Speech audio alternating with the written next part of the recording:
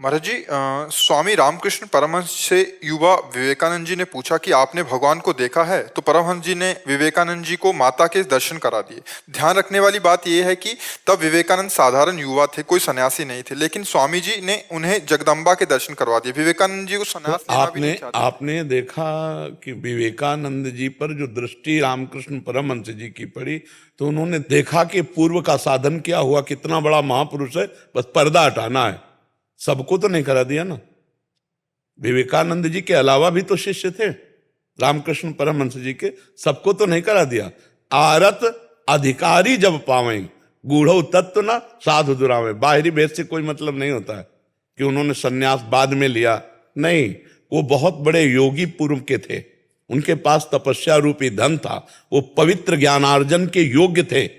एक बस झटके में पर्दा हटाया और शुद्ध ब्रह्मबोध ज्ञानी महापुरुष बना दिया। तो उनके पास सामग्री थी। बहुत से शिष्य थे, सबको जगदम्बा का साक्षात्कार कराया क्या? हम आपसे पूछते हैं। जैसे ध्रुव जी को 6 महीने में हो गए, तो सबको 6 महीने में भगवत प्राप्ति हो जाएगी क्या? क्या ध्रुव जी जैसा कोई तप कर सकता है क्या? क्या ध्रुव जी जैसा द्वितीय कोई हो सकता है क्या?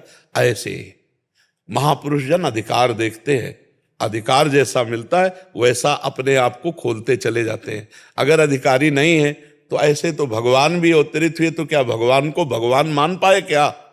दुर्योधन भगवान को भगवान मान पाया क्या?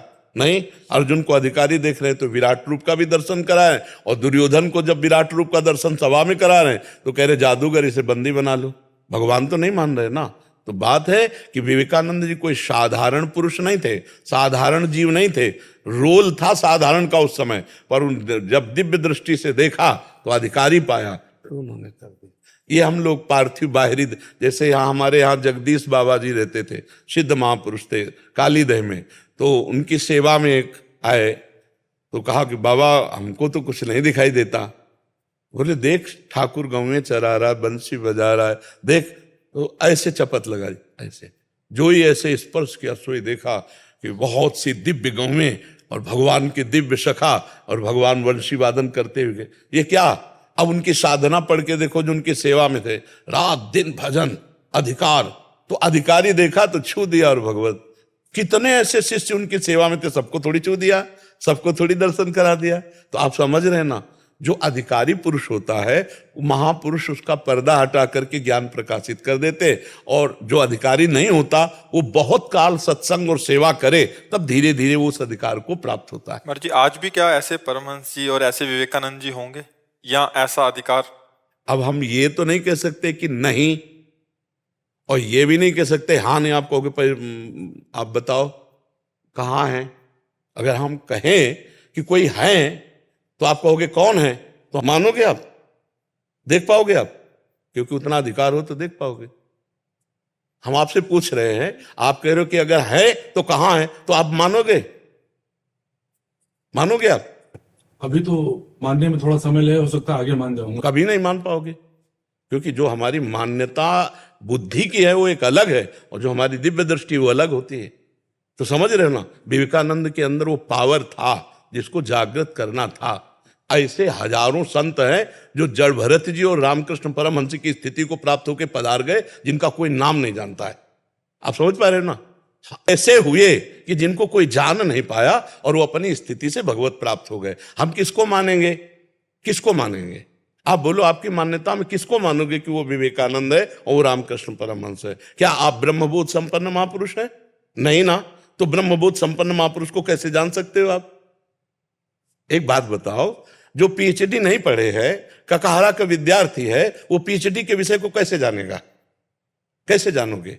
आप तो मान लो अपने को इस बात में कह करके कि कुछ समय लगेगा, तो वो कुछ समय बुद्धि से ही तो लगेगा ना। तो बुद्धि से वो जाना नहीं जाता, वो तो स्थिति है। तो स्थिति प्रज्ञ के बिना जाना नहीं जा सकता। तो क्या थोड़े दिन में तुम स्थिति प्रज्ञ हो जाओगे? अभी भाव से आप रामकृष्ण परमहंस जी का कहीं भी भाव कर लो, अगर वहां से आपको अनुभूति ना होने लगे, तो बताना रामकृष्ण परमहंस कोई व्यक्ति नहीं थे, ब्रह्म स्वरूप थे, परमात्मा स्वरूप थे। तो उनको कहीं भी देख सकते हो।